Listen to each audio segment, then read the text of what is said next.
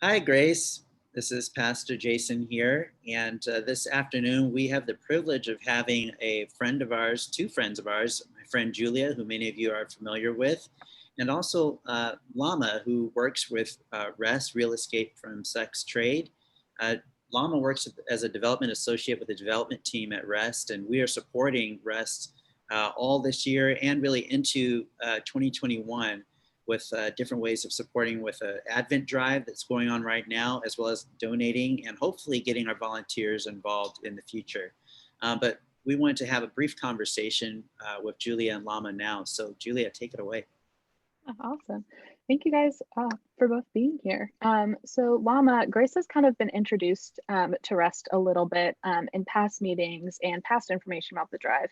But how did you specifically get kind of connected with REST and kind of in the position you're in now?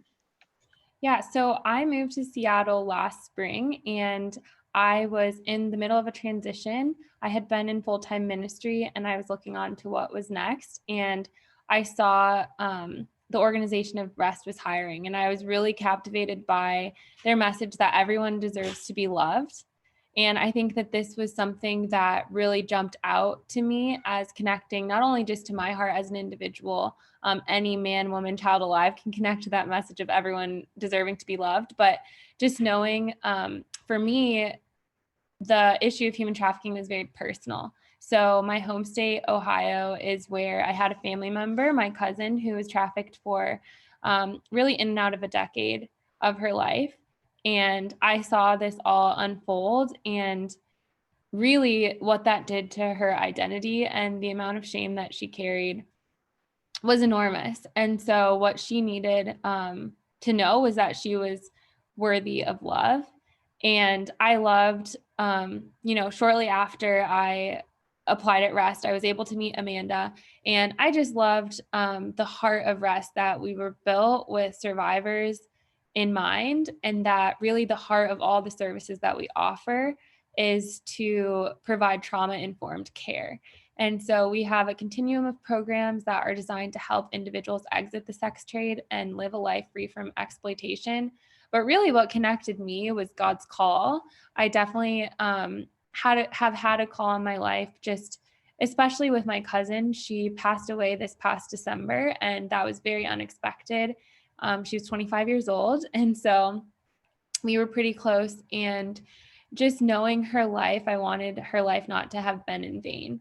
And so, I think really my heart was so congruent with the heart of REST. And I think that was because of my faith. Just believing that God is love, that he created each one of us with intrinsic worth and value. So it was an easy fit for me to join on with the REST team. I've definitely been blown away by all of our direct service staff, and we really exist to provide pathways to freedom, safety, and hope for victims. But they have given me a lot of strength and motivation, especially through this time of the pandemic. Just watching our clients overcome what they overcome, and the work that they do with our community advocates is just such an inspiration. So I think really unique to human trafficking is just seeing men and women come out of the life and then be able to go back in and help others find resources and find that hope. So we do have survivors working at REST. So that's kind of a long answer, but just really thankful I found REST. That's awesome. And you kind of mentioned that REST is a Christian organization and you yourself are Christian. And so how does like that kind of play into both your work and REST's work kind of in general? Yeah, so our faith really shows most strongly in the way that we're focused on providing unconditional care and building relationships with our clients. We do serve clients irrespective of their faith values and their faith background. But really the way that our faith shows up is the fact that we believe that everyone is worthy of love and has intrinsic value, and we walk alongside of them in this journey to freedom. And so I do think that the story of a survivor is such a redemption story. And I think that the way that I see it most, even in recent times with COVID, we had a client who had COVID and she was battling through that, and she had recently accepted Christ with one of our community advocates.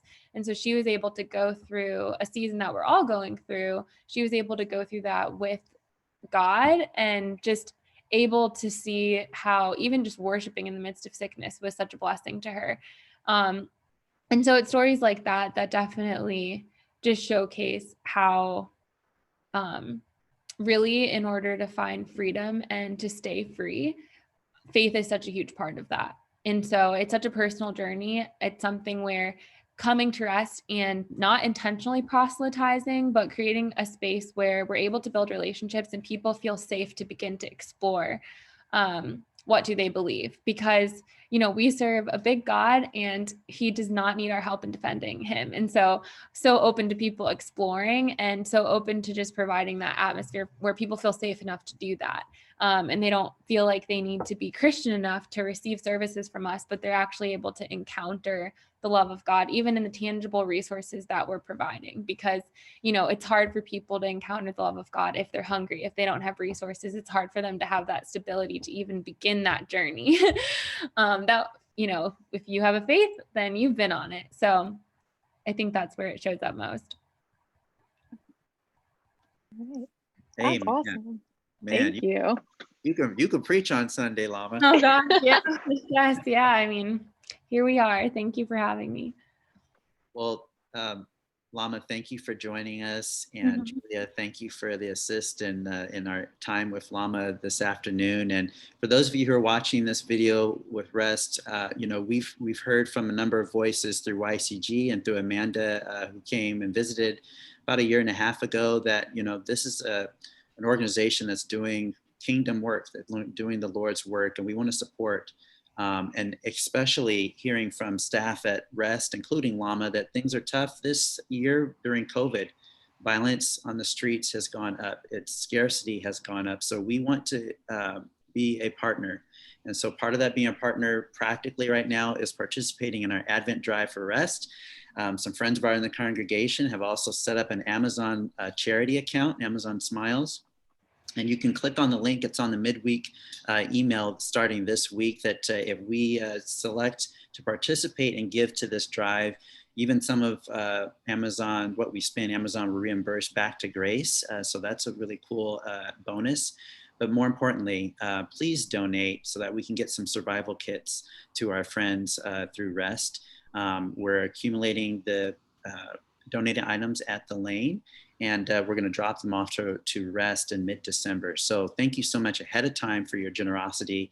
Thank you, Lamma, for joining us today. And thank you, Julia, so much. It's a blessing to be with you both. Yeah, I've loved connecting with you guys. Thank you. Thank you. Thank you both.